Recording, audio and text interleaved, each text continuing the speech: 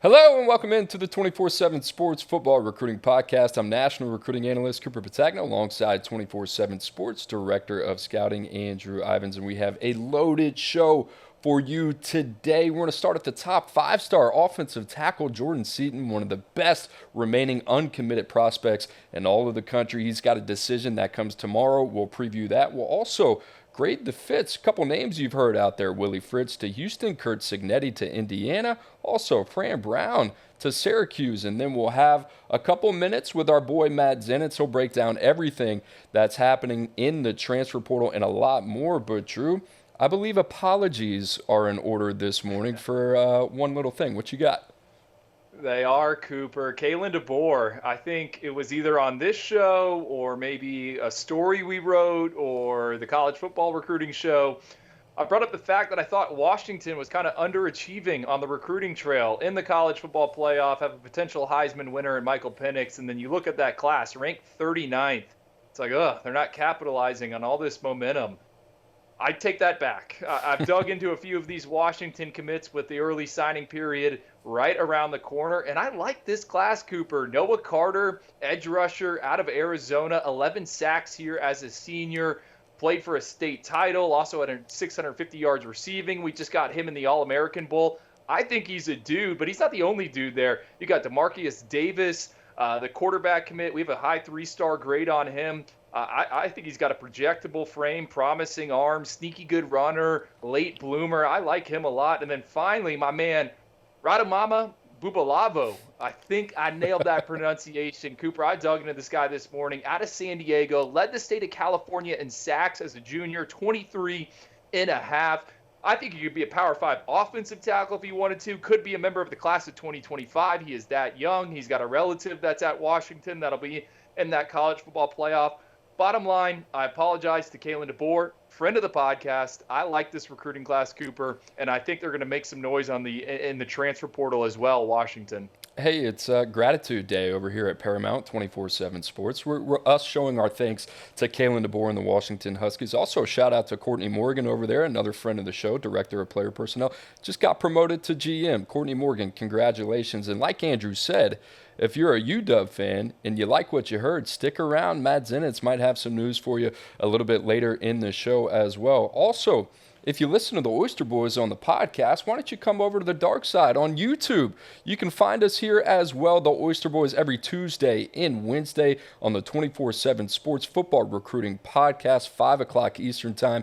We'll be there. Drew, had a lot of fun yesterday. Did our Oyster Boys True Freshman team. You can check that out as well. So, without further ado, let's get into it. How about Jordan Seaton, Drew? I mentioned at the top of the broadcast, he is, I would say, the most desirable player on the market right now. What are we at? 98, 99% of the top 247 currently committed. And if you're an offensive lineman, we talked about it on the Portapalooza show on Monday. These guys are in high demand across the country. So enter Jordan Seaton. If you don't know anything about him, the number 30 player in the country, the number 2 overall tackle. Drew, we are hoping to see him at the All-American Bowl in January in San Antonio. This is a guy, in my opinion, I think he can make another run up the board late. I'm excited to see him in person. The finalists here, Drew, Alabama, Ohio State, Oregon, Colorado, and Tennessee. You talk about some guys that have a little money in the bank and all need some offensive line help. Drew, I guess your outlook on Jordan Seaton, and then how will potentially tomorrow and the next couple weeks play out when we see him in San Antonio. Oh, you said he's the biggest name left on the board, Cooper. He's the only uncommitted 5-star. I didn't even realize that until I was getting prepped for a CBS Sports HQ hit. I wrote up Jordan Seaton Saturday on a train. And man, you said it, guy that has a chance to rise up the board. He is one of the only offensive tackles in this 2024 cycle that I think could be a left tackle at the game's highest level. And I remember Jordan Seaton when he was a freshman at Washington, D.C., St. John's. He was this big, pudgy kid. You look at him now, has completely reworked the body. We don't have updated measurements on him. I think he's around 6'5", 290 pounds. And you turn on the tape, the first thing that stands out is how he moves. Reactionary athlete, quick feet. In Pass Pro, it's a repeatable process. I mean, there's a reason why all these schools are interested in him. And someone's going to get a guy that I think could be a multi-year corner protector in the SEC, in the Big Ten. He's a guy where you get him on the field. I don't know about year one, but year two, year three, and then hopefully year four, he is that guy, Cooper. I'm hearing some Tennessee buzz. I had a random source text me this morning, hey, watch out for Tennessee. You mentioned the price tag and the premium positions. You say it all the time. Hey, Tennessee is aligned as anyone when it comes to the NIL game. So I'm keeping my eye on the Volunteers heading into Thursday. No crystal balls, right? I mean, we're a day away, less than 24 hours, done. no crystal balls, right? I mean, right now is probably the time to get out of it. You're hearing a little bit of Tennessee buzz. Somebody asked me in the office this morning what we're hearing. I relayed that, and they said, well, is it a done deal? I said, what's done today doesn't mean it's done tomorrow, right? So We'll see what happens with Jordan Seaton tomorrow. Keep an eye on that, 24/7 Sports. We'll have all the information on Jordan Seaton over the next 24 hours. And, Drew, let's go back to the portal, and one name that really kind of sent some shockwaves here if you've been following the transfer portal. How about Patrick Payton, man, of Florida State, the guy that has emerged opposite of Jared Verse and has become a household name in Florida State's undefeated season this year. Just kind of a wonky 24 hours that's transpired in Tallahassee, and it seems like Patrick Payton's intentions are to hit the transfer portal. This is a guy that we really like, the number 155 player in 2021 in the top 247, number 15 linebacker out of Miami Northwestern, drew 44 pressures, 6 sacks. I think the tape's even been better than the production. ACC Rookie of the Year in 2022. This goes without saying. This is a huge loss for Florida State. Drew, this one was jaw-dropping. It kind of gave me a little bit of shades of Bear Alexander. It's like, what are you doing? And we all know it's the NIL era, and from everything we know, and that's important to say, it's speculative at this point, but this had to do with money being a big part of the potential issue in Tallahassee for Patrick Payton. This is a guy, Drew, in my opinion, that I think NFL scouts are kind of drooling over, and for him to go test the waters of the transfer portal, even if he comes back to Florida State, might already raise the red flag a little bit anyway in the evaluation process. I mean, I was texting you about this Tuesday night, and a ton of different people reached out to me. I didn't even, Pat Payton is not officially in the transfer portal. He tweeted it out, and I didn't even know if it was his real Twitter account. I'm like, is this Patrick Payton? This is the new age of college football, and the guys at Knowles 247 and the 24/7 Sports Network, I mean, they're doing an excellent job of kind of laying out the scene, what is going on with Patrick Payton. You said it was a up and down 24 hours for the Seminoles. It's really been 72 hours ever since they found out they were outside of the college football playoff. Look, Patrick Payton is a premium pass rusher, and he's a guy that we snuck into the top 247 late. Back in the 2022 cycle, and he has exceeded my expectations. I didn't know how big he'd be able to get in terms of adding weight to the frame.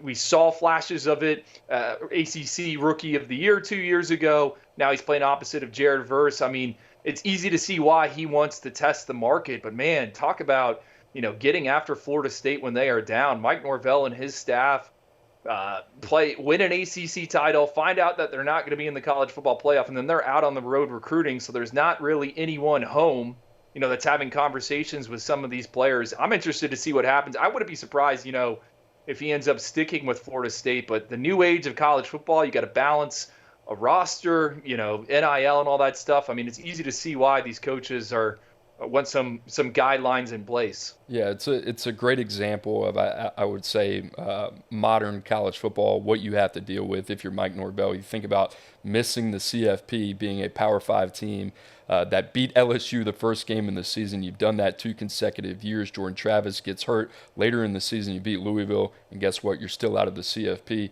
Drew, I mean, for Mike Norvell, honestly, I think he's making the right decision here. I think you got to dig in and say, listen, this is what we're about. You've had 2 to 3 really good years here at Florida State. One more year, you come back and you solidify your draft stock as somebody that could potentially go day one, maybe in the top half of the NFL draft.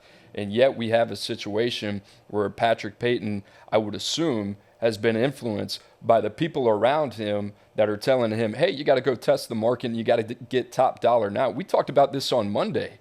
What might be to a short-term disadvantage, and I want to be very careful with that word, I have no idea what the dollar figure is that surrounds Patrick Payton at Florida State and in Tallahassee. But you're going to give that up in a very stable situation for one more year to make, X amount of money more, potentially, when you have so much riding on your long-term future. It doesn't make a lot of sense to me, and I'm really interested to see how this in particular situation plays out, because we saw this last year with Bear Alexander in Georgia. Georgia didn't want Barry Alexander to leave, but he goes to USC for top dollar. They're one of the worst defenses in all of college football in Los Angeles last year, not to mention they have a new defensive coordinator coming in. So, right, what is the balance of short-term and long-term gain here? All right, Coop, I saw someone put it, and I wish I could attribute this to him. Hey, don't go logo chasing unless that money is life-changing. And I think if you're Florida State and you're Mike Norvell, the situation you also got to think of, these figures, who knows what's real? How do you separate fact from fiction? One school could be saying, hey, we're going to pay you this. I think if you're Florida State, you need to take a step back and balance the books, because as soon as you pay someone a certain figure because they claim they're getting that somewhere else, what does that do to the rest of your locker room? So, yeah, one of the more interesting names in the transfer portal that's not a quarterback, Patrick Payton. I guess in the transfer portal, but we don't really know until his name comes across that NCAA database. Devil's advocate, everybody needs a pass rusher, especially in the NFL. So we'll keep an eye on Patrick Payton and what happens there in Tallahassee. Drew, just a reminder to the audience out there, non-quarterbacks in the transfer portal that we are eyeing. And that means there are a lot of guys in the transfer portal. We've talked a lot about the quarterbacks. We've talked a lot about the offense and defensive line. How about the receivers, Drew? That seems to be the deepest position in the transfer portal. One name that I know stuck out to you and I. How about Cordell Russell from TCU, a guy that was a late riser for us in the top 247 last year out of Texas. We love the number 65 player, number 12 receiver in the class. Basketball background, track and field background.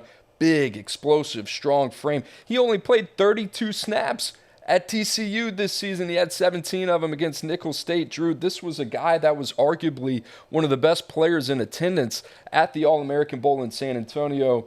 Listen, when you start to put the puzzle pieces together, it tells me that there's something missing. There's probably something missing that we are missing in the equation when it comes to Cordell Russell, whether it's off the field, whether it's on the field, whatever it is. That being said, what we can speak confidently about is the type of physical clay that Cordell Russell possesses. Drew, we haven't heard his name a lot, but I know to you and I, this is a guy that both of us have circled in the transfer portal, and we're going to keep an eye on to see where he ends up. Ajay Hall, how many opportunities and chances did he get? It seems like the same thing with Cordell Russell. On the field, between the lines, whatever you want to cliche use, he can play some football. Cooper, what also stands out to me about his name being in there, TCU, right? It played for a national title last season, signed a recruiting class that ranked 21st. It was a big one for the Horned Frogs. Well, Cordell Russell's in. You got two other guys from that 2023 class in. They're fighting it right now, losing some of those 2023 signees. Something I'm keeping my eye on. I'm tracking which schools are losing the most true freshmen, because I think there's either two things, NIL, or there's some changes behind the scenes. And just with the whole roster management in and out, I don't think you can afford to punt on your freshman class that early. A lot of teams looking for receivers. We mentioned Notre Dame. They already got Chris Mitchell from FIU. Drew, they seem to be moving quick. We talked about Braylon James, Rico Flores, a couple other names that have hit the portal for Notre Dame. Notre Dame team to watch, not necessarily for Cordell Russell, but a team that's trying to revamp that receiver room. Drew, how about this, staying at receiver? How about this kid from Tulane? Chris Brazzell, huh? Out of the state of Texas, the redshirt freshman, the former three-star, a guy that we're going to talk to Matt Zenitz a little bit later, but he's getting a lot of attention. 44 receptions, 711 yards, 5 touchdowns this past year for the Green Wave. His dad, 6th-round pick, 1998, played with the Cowboys and had a cup of coffee in the CFL as well. But, Drew, this was a name that came up mid-season when I was talking to a couple personnel directors in the Power 5, a guy that a lot of people really kind of have their eyes on. We talked about that size, athleticism combination with Cordell Russell. It seems to be the same case here with Brazzell, 6'4", 175 pounds. You turn on the tape, Drew. He doesn't seem like one of the top guys at the position. He seems like one of the top guys in the portal,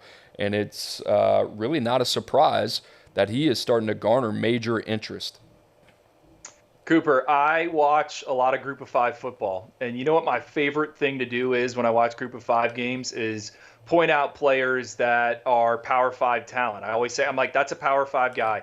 I was at that Florida Atlantic game. They just showed up there on the screen. I was there tailgating with some Tulane people, some FAU people. Chris Braswell, 5 catches, 107 yards, 1 touchdown. I said it to everyone that was sitting next to me. I'm like, this kid is going Power 5.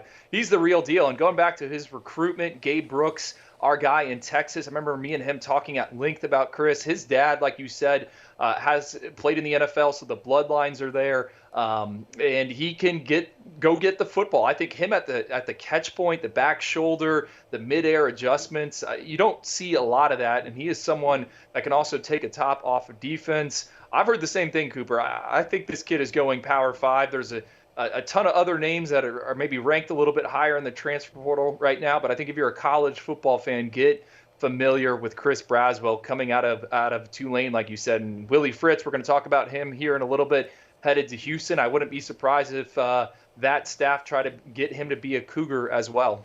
Yeah, we talked a little bit about the receivers, and we talked about Matt Zenitz coming on later in the show. Well, that's a name that I think he's going to have a little bit of information on. Drew, one of the other positions that I think kind of flies under the radar a little bit when you get into the transfer portal, you look at last year, guys like Cam McCormick, they end up over at Miami. He ends up having a little bit hotter of a market than you would anticipate. How about tight end? Right? Jake Johnson from Texas A&M, he goes in this morning. Max Johnson's brother, who's now at North Carolina. But I'm going to talk about Holden Stays at Notre Dame, and a guy that had a huge breakout performance against NC State earlier this season. After that, pretty quiet. And a guy that was rated a 4-star and the number 21 tight end coming out of the class in 2022, originally from Atlanta, Georgia. Drew, I talked about that performance earlier in the year. This is a guy at 6'4 and a quarter, 240 pounds plus, traditional wide tight end. That is a willing blocker. I don't know if that's an overall strength of his game, but as a pass catcher as well, he's shown some flashes. And I think that Notre Dame tight end room has gotten a little crowded for him, and it's kind of inched him out. He dealt with some injuries this year, talking to Tom Loy earlier in the day. Drew, this is one of those guys on the market, I think deceptively, is going to be one of those guys that's really going to be selective throughout the entire process and is going to be able to find a really nice home. Yeah, I agree with you. And you touched a little bit on Notre Dame losing the freshman wide receivers. I know it is a crowded room, like you said there in South Bend, but I mean, Holden Stays is a nice luxury to have. I think this is a notable loss for the Irish, and I wouldn't be surprised if he reemerges maybe somewhere in the SEC, originally from Georgia, like you noted. I remember that NC State game. No, Cooper, tight ends, it's easy to overlook them. But, man, if they can catch the football, it unlocks a ton of things on offense. To the flip side, we go to the edge, right? We talked about the point of attack. We've talked about the extension of the point of attack with the tight end.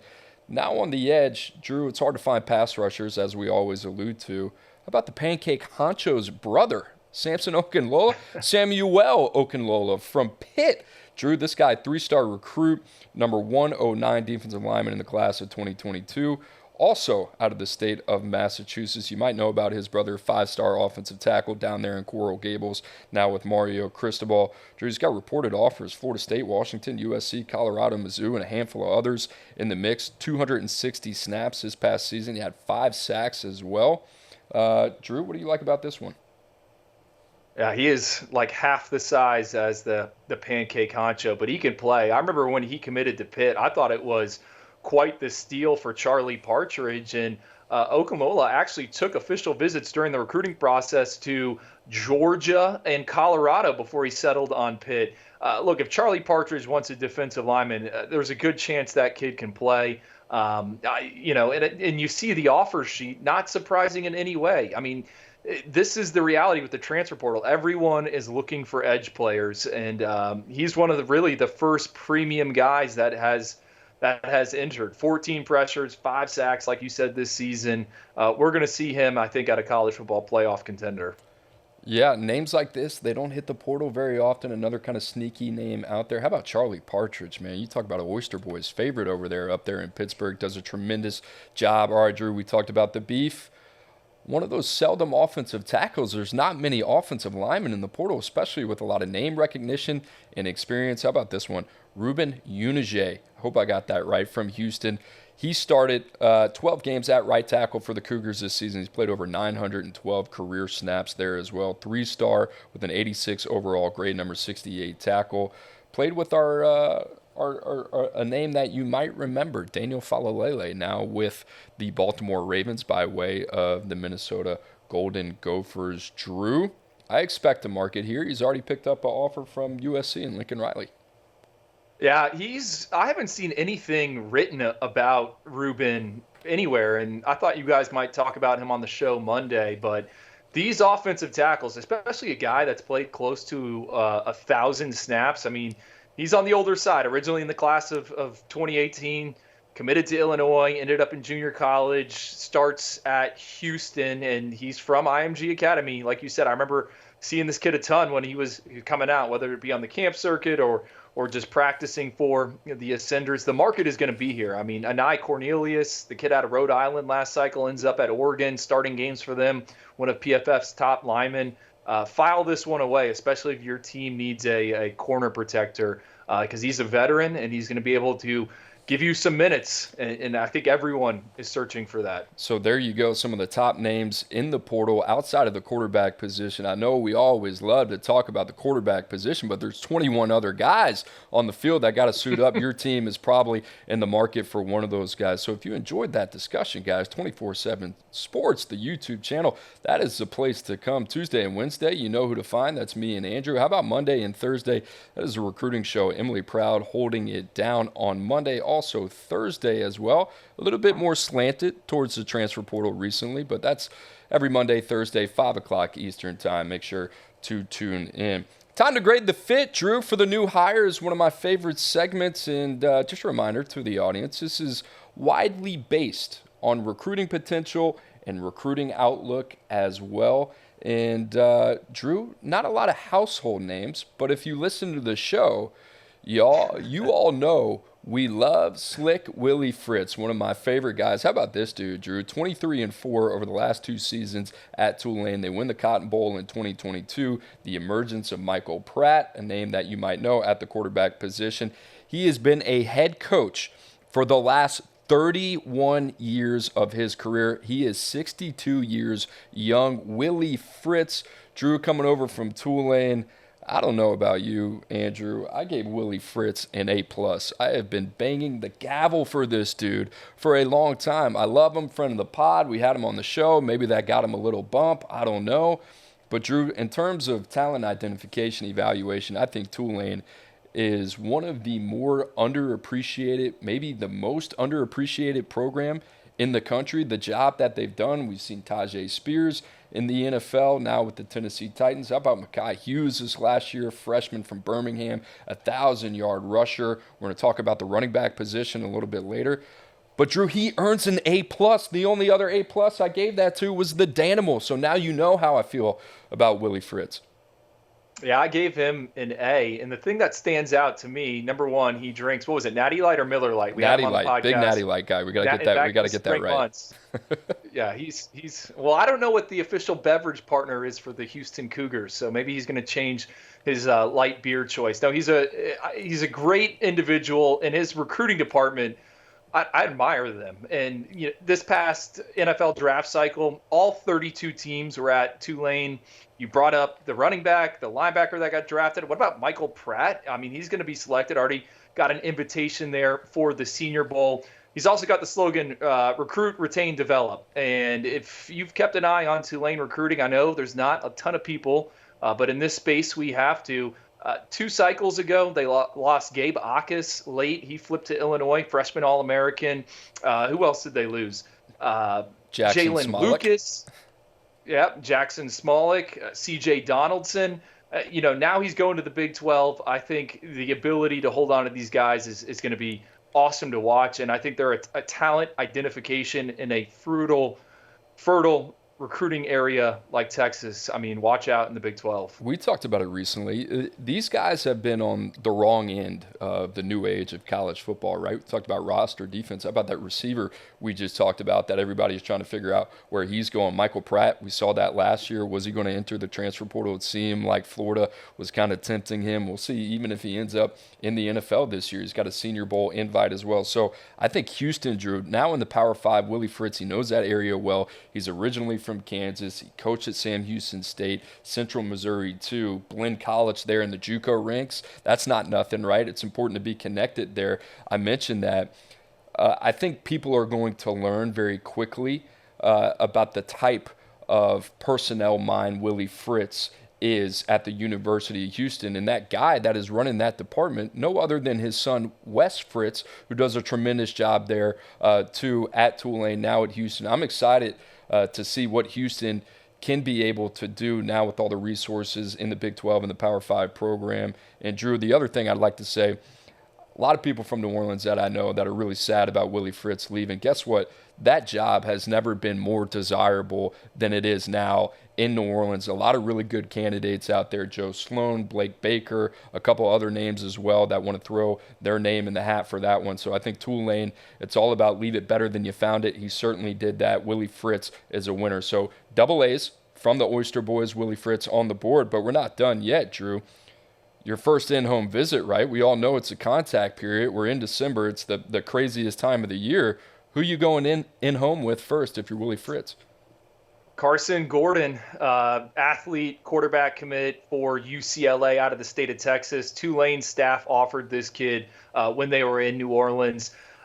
When I think Houston football, I remember when De'Aaron King was there running around, putting up points. I think Carson Gordon, who was on my freaks list, electric triple jump numbers, won a national title in that event. I think he would be fun to watch, someone you could build around. So if I am Willie Fritz, that's one of the first guys I'm going after, and I'm telling him, hey, come be Michael Pratt for me.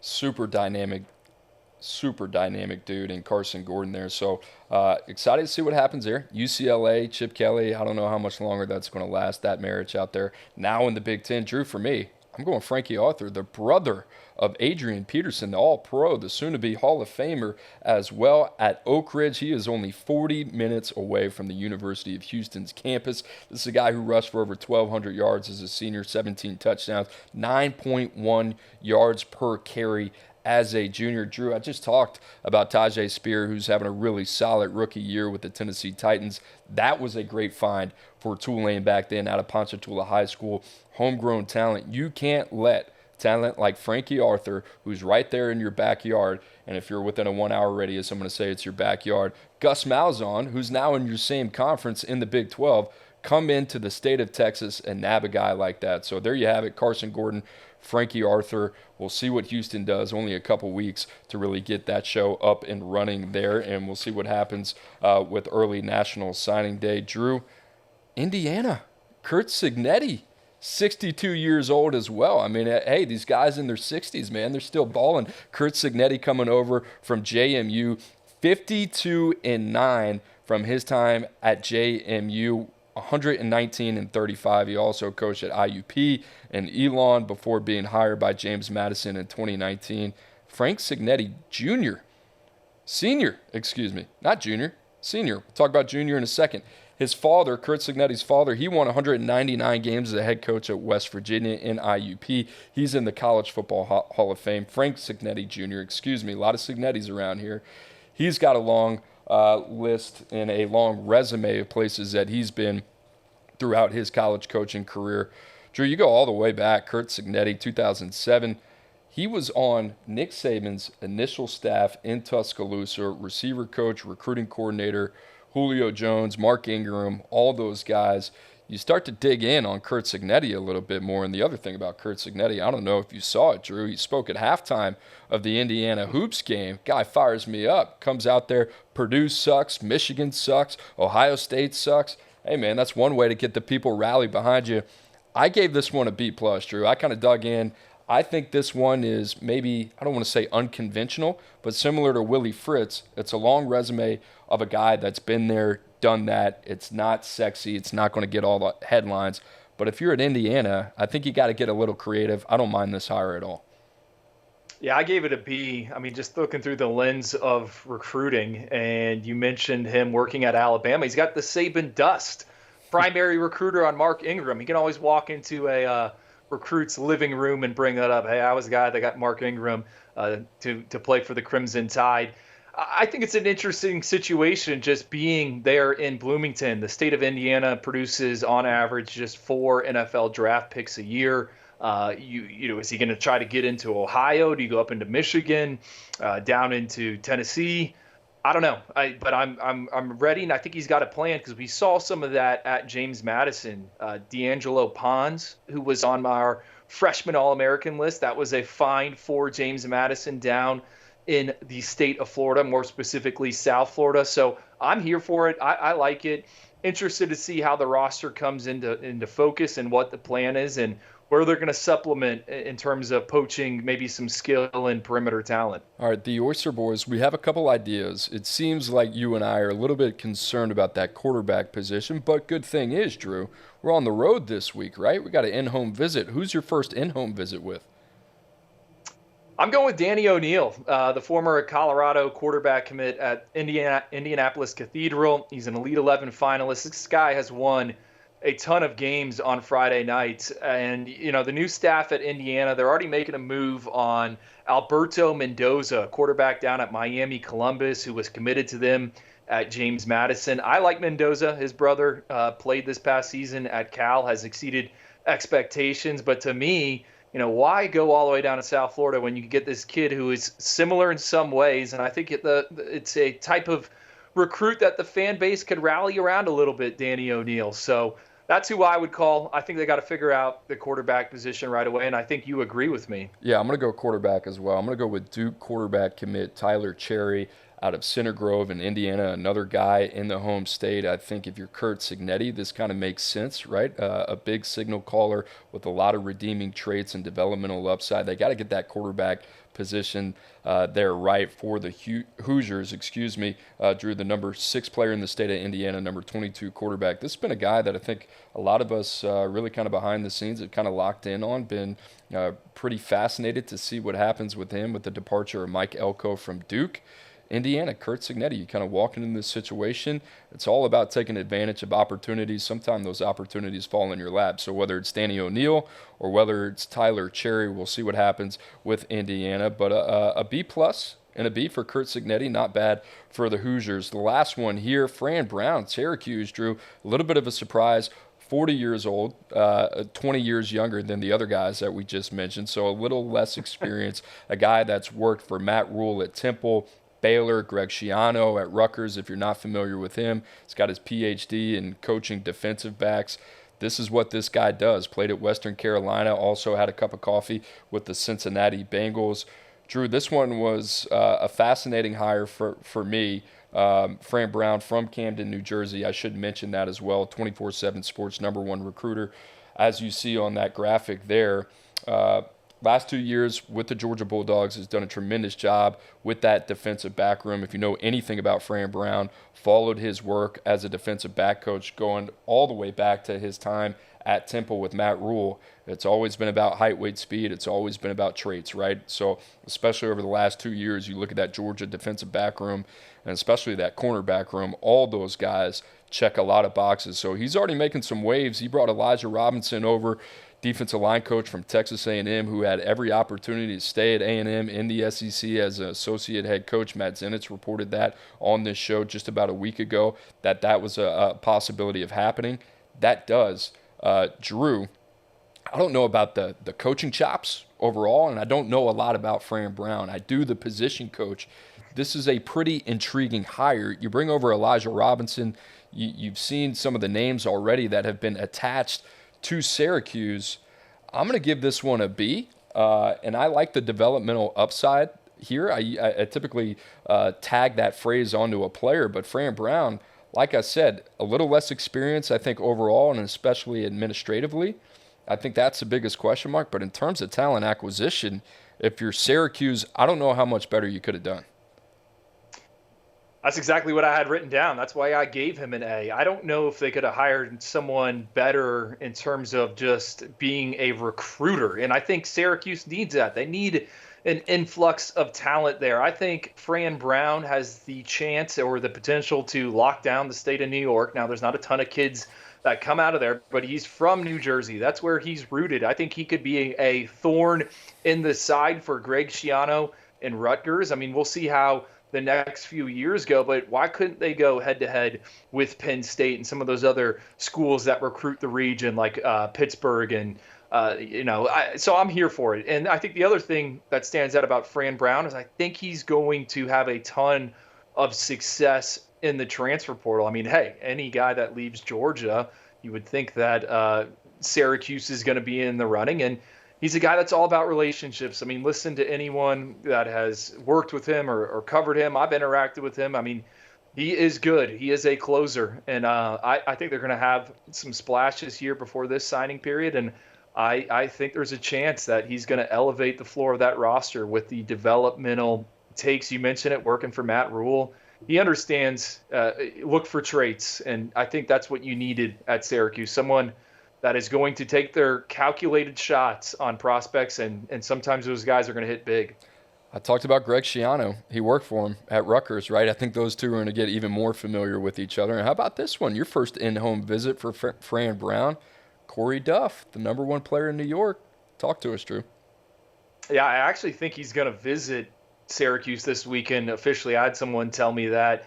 Arande Gadsden, that was kind of the playmaker for the Orange over the past few years. It's not a clean comp, KJ and Arande Gadsden, but he's a big target that you can line up on the outside and maybe move him around in the backfield a little bit. So for me, KJ Duff, and primary, the number one reason is because I can go to my boosters. I can go to the collective and say, hey, look, I locked down the number one ranked prospect in the state. It took me just 3 weeks. So that's a guy I would call. I also think quarterback, that's a position you need to look at, you need to evaluate. And Coop, I think you got a name there for Syracuse and Fran Brown. Yeah, how about Ryan Puglisi, right? It's a two-quarterback here at the University of Georgia. Ryan Puglisi out of Avon Farms in Connecticut. And this is a guy, if you're not familiar with, man, he has a rocket for an arm. And, a little bit of the buzz behind the scene. Everybody loves Dylan Raiola. There's a lot to like. Obviously, the number 2 player in the country and number 1 quarterback in all the land.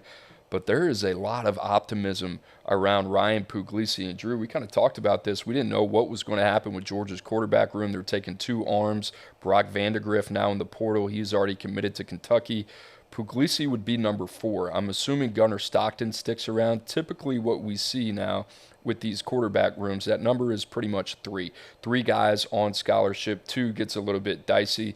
But Puglisi, and if you're Fran Brown, we've already seen this with Fran Brown, he's kind of kicking the tires on a couple guys that have either been committed to Georgia or have shown interest. I think this one makes sense. And you talk about a pathway to the field, right? I think you take that into consideration. Drew, I've glanced Puglisi. I've studied him in the past. You've had more of a purview here recently. What do you think about Puglisi and that potential fit at Syracuse? Well, I know Georgia loves him, right? You talk to anyone in Athens, they'll tell you that the gap between him and Dylan Raiola isn't that big, but his ability to pick up yardage with his legs. Puglisi has one of the stronger arms in this 2024 cycle. I buzzed a few of his games from this season, and there are tools there. Now, he needs to improve the overall accuracy, get more consistent, but I think his game's going to translate to Sundays and potentially Saturdays and then potentially even Sundays. I'm a big fan of you. What you call him, Pugga? Isn't that a nickname for Puglisi? It would make sense. I think it's worth a call. I think it's worth a call if you're Fran Brown, but I think some people at UGA might be a little upset if he went that route. Exciting times ahead at Syracuse, also Indiana and Houston as well. Grading the hires right there. What, an A, a B, a B? The boys. Hey, man, we're with our old age, we're getting a little bit lighter on the grades here. That's okay. Also, hey, how about that? Did you know National Signing Day? It's only, 2 weeks away, if even, right? December 20th. We talked about the transfer portal palooza. Now we get to marry it up a little bit. You have free agency over here. Now we have the equivalent of the NFL draft. December 20th, 24/7 Sports 247 Sports YouTube channel. That is the place to be. Andrew and I will be there. We'll be in Fort Lauderdale. We'll be in Nashville as well. Josh Pate, Emily Proud, the rest of the crew. We got you covered right here in 24/7 Sports. But now it's time for some Zenitz minutes. If you don't know Matt Zenitz, man, I mean, he has made a name for himself over the last week or so. This guy has been absolutely busy. College football reporter out of the state of Florida. We love Matt Zenitz.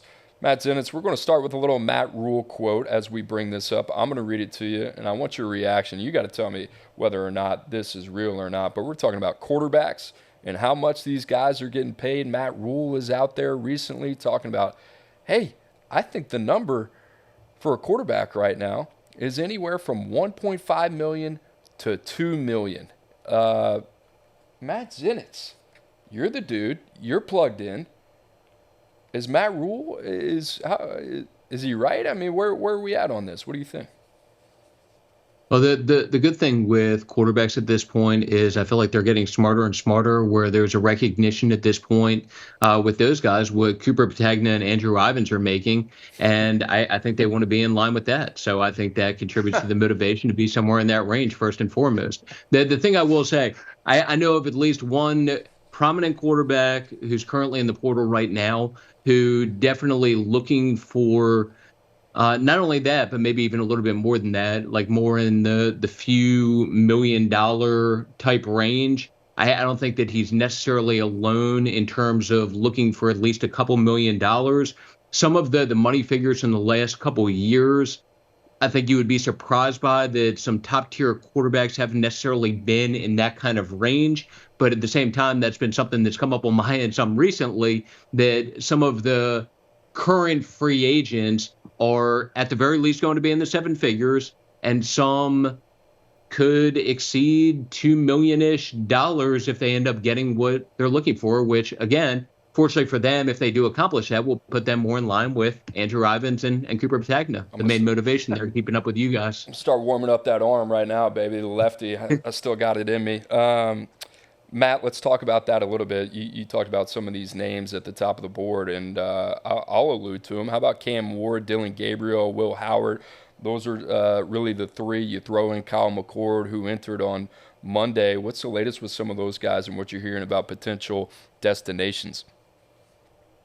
Yeah, so Dylan Gabriel, just to start with him, expectation is that he'll visit Oregon at some point in the next couple of days. There are a number of different schools, as I'm sure you can imagine, that are interested in Dylan. But I would say that it continues to look like the Ducks are in strong position there. Cam Ward, another extremely popular name, obviously. The Florida States, Miamis of the world, definitely high on him. There are a number of other programs to go along with that. They're very much interested in Cam's services. It's just amazing when you look at this quarterback group as a whole. And I know you guys and I talked about this even before the portal opened, just the expectation that there were going to be some big time accomplished quarterbacks that ultimately hit the portal. And obviously we've started to see that more and more during the course of the last week, including in the last couple of days. But to go along with that, you obviously have some talented young guys also, including the Dante Moores of the world, who are free agents at this point also. And with somebody like Dante specifically, the interesting thing with him, when you're looking at someone who was a top 5 overall recruit, I think if I remember correctly, and you guys can correct me if I'm wrong, I think we had him as the number 4 overall player in the 23 class. A lot of the time with players of that magnitude, you have with them an expectation that they're going to start right away or want to find a situation where going to be day one starter. And something interesting that's continued to come up with Dante is just a willingness to sit for a year if need be, if he's able to find a really good situation for himself, that there's a true willingness to do that, which to me makes the Oregons of the world, Michigan, make even more sense as a potential fit if one of those two situations ends up coming together, even though I know that there are some other spots like Miami that definitely has some interest in Dante also. So, Matt, just to follow, I want to be clear on this because, there's been a little bit of buzz out there. I don't think it's common knowledge yet, but it seems like there is a relatively, I don't want to say good chance, but it seems possible Oregon could come away with both Dylan Gabriel and Dante Moore secure their short-term and long-term future in the same transfer portal cycle. Is that at play right now? There are a few different schools that I think are in the market for multiple portal quarterbacks, one being a one-year type guy. And then if the opportunity presents itself to bring in a young, talented player as a transfer to go along with that, with Oregon being one of the places that would fall in that kind of category that I think would be interested just if the right combination of players ends up lining up. So I could see that making sense with the combination of Dylan and Dante if everything comes together, even though they're not the only school that is looking at that kind of scenario in terms of bringing in two guys, a one-year guy, and then a younger, talented player as a transfer to go along with that, depending on what their room looks like. Well, I've said it. I think Max Brown out of Florida would be a perfect guy to maybe stash on your roster. I think there's some other ones out there, but everyone's focused at the top. But to me, Max Brown, we saw him against Florida State. I think there's something there, and get him behind a veteran. Matt, pivoting away from the quarterbacks, we've seen the Walter Nolans, we've seen the LT Overton, some of these big names. Is there any under the radar non-quarterbacks out there that have turned into hot commodities that maybe, the common college football fan doesn't know about yet? Yeah. Well, what I'm going to touch on is a quarterback, so not to go away from what you were talking about, but I'll start with one just to piggyback on what you guys were talking about with Chris Brazzell. So you guys nailed it. Like Chris Brazzell, I don't know how big of a name he is nationally by any means, but it's a 6'5" sophomore receiver from Tulane that's going to end up at a high-level Power 5 place. And there have been some schools like Washington, for example, and they're not alone at the Power 5 level that has some definite interest in him. 6'5" kid who put up 700 yards for them this year that is garnering, as I'm sure you can imagine, some big-time interest through the early part of his time in the portal. And under the radar quarterback that I would throw out who just has gotten overshadowed a little bit because of all of the talented guys that we've seen go in at that position is DeQuan Finn at Toledo. So is the MAC player of the year, has been something like a 4-year starter at Toledo. That there are, I was going to say multiple. There are a number of Power 5 schools that very much have him on the radar as a person of interest right now, including like the Wisconsins of the world, and would very much expect him to not only end up at a Power 5 place, but to be a guy who comes in and has a chance to make an impact as a starter for a Power 5 program. Matt, going a little bit off the reservation here, what was the market like for Texas Tech quarterback Tyler Shuck? North Carolina was mentioned, a couple other schools as well. He ends up at Louisville. Tell us a little bit about that. Yeah, North Carolina was actually, before everything came together with Max Johnson, it was in line to bring in Tyler for a visit there. And that seemed like a decent potential fit for both sides. And ultimately, Max Johnson goes in the portal, and North Carolina decides to move forward with Max. But then there were a couple other schools at the Power 5 level that were trying to get in on Tyler to go along with that. One was UCF, visited UCF this past weekend, and then the Louisville deal came together to where it was very clear that they had interest in him. And obviously they did some great things this year in year one under Jeff Brom, including from an offensive standpoint. And Tyler gives them someone now who, even though he has battled injuries these last few years, he's a former starter at a combination of Oregon and Texas Tech. I know going into last year that Joey McGuire was harping big time with me that felt like Tyler was one of the more underrated quarterbacks in the Big 12, viewed him as a next level type kid. I think Joey and the combination of people over there at Texas Tech still believe that right now. And he heads into a situation at Louisville where going to have some talent around him and have a chance based on what they did this year to potentially win a lot of games next season. Matt, you've been crushing it not only in the transfer portal, but also in the world of coaching searches, coordinator searches. Mike Elko, Texas A&M, with a big one this morning. He gets Kansas City offensive coordinator, or Kansas State, not Kansas City. I can't believe I just said that. Colin Klein, who James Franklin apparently was interested in. How did Elko get this one done? Yeah, so Collin's an interesting one because there have been multiple big-time schools that have tried to hire him the last couple of years, Notre Dame being one of the main ones, where last year around this time, it seemed like it was trending towards Collin, ended up being the guy as the OC hire for Marcus Freeman at Notre Dame. And ultimately, Collin decided late in that process to ultimately stay put at Kansas State. There have been other schools like Penn State that have had him on the radar as a person of interest. But Texas A&M and Mike Elko found a way to get this done, and it's a significant addition for them. Collin, I'm sure people remember well just from his time as a player at Kansas State and being a Heisman finalist guy there, but has established himself more and more these last couple of years as a true rising star figure in the coaching world. If I remember the numbers correctly, led the way as Kansas State ranked number 2 in the Big 12 in scoring this season. It's a significant addition for Texas A&M. Matt, speaking of Mike Elko, we talked about Willie Fritz leaving it better than you left it, right? He did that at Tulane. I think Mike Elko, even in 2 years, did that at Duke. It seems like Duke has a lot more interest than a lot of people maybe think from a public perception standpoint. What's the latest with that head coaching search?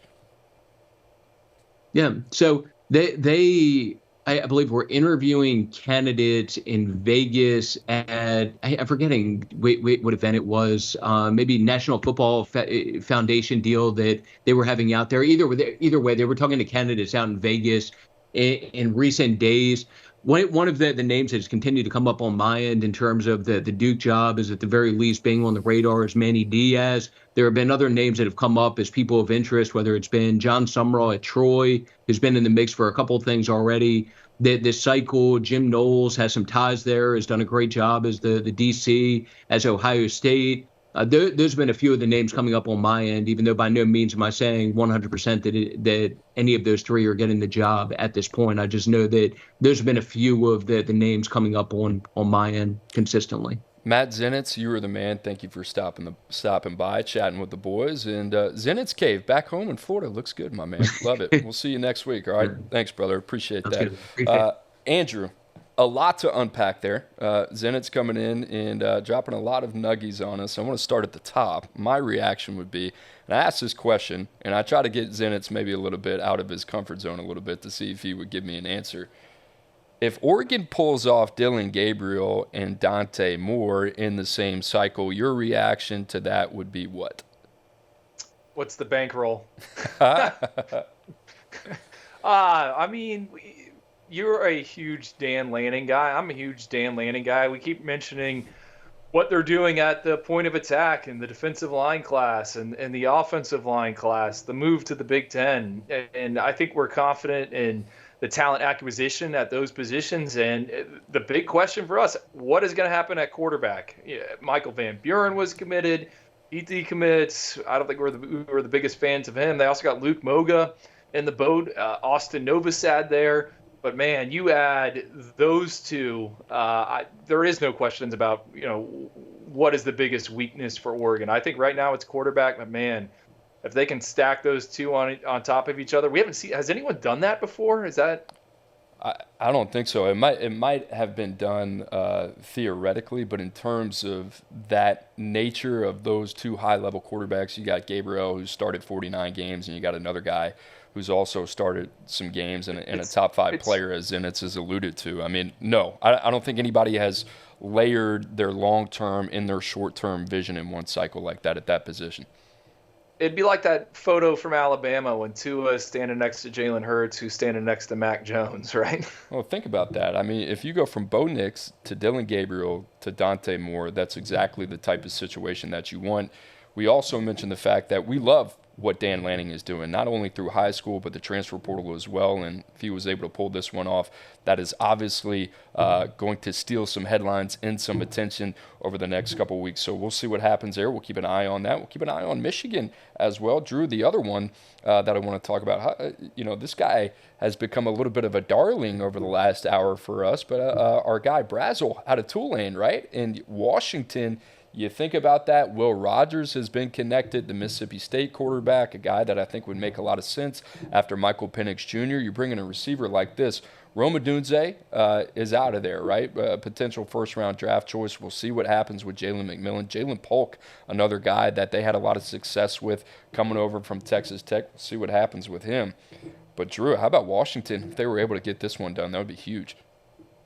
Yeah, and specifically with Brazel, I remember talking with Gabe Brooks when we threw that high 3-star grade on him, and now we're going to kick ourselves for not making him a 4-star prospect. And I'm just going to, warn the masses right now. If you see more group of 5 commits ranked higher than ever, it's because I think we're not going to be as gun shy in the past with this transfer portal movement. Cooper, you talked about it on our rankings call yesterday. Hey, if we feel a certain way about this guy, we're just going to stamp him. And I think you're going to see more of that. But yeah, he ends up at Washington. I mean, I'm not saying he's a Rome Odunze, but I think he could play a similar role out there in Seattle. There's only one Rome Odunze, my friend. Last one for you, Drew. Manny Diaz, that's your dude. You have long been a fan of Manny Diaz. What do you think about that potential fit if he ends up being the guy at Duke? I like it. I'm surprised they haven't made a hire yet. And, Manny Diaz, his name also came up at Middle Tennessee State. They hired Derek Mason last night, and Football Scoop had reported that Diaz was also involved there. We know he was involved at Florida Atlantic last year. Look, this guy wants to get back into the coaching game. And, in the ACC, I can just see him causing plenty of issues for Miami in kind of years to come. Manny Diaz, John Summerall, Jim Knowles, defense coordinator at Ohio State. Seems like they have a type. Mike Elko, also defense coordinator at A&M, Notre Dame, before he came over to Duke. So we'll keep an eye on what happens to Duke. Matt Zenitz, man, unloaded the clip for us. Love that. Guys, thank you for watching the 24/7 Sports Football Recruiting Podcast. And if you're still on, like my man Curveball said yesterday in the chat, come on, guys, get the likes up. Smash the subscribe button for us, please. Guys, we hope you have a great rest of your week. Make sure to come back next week for Andrew Ivins. I'm Cooper Petagna. See you next time.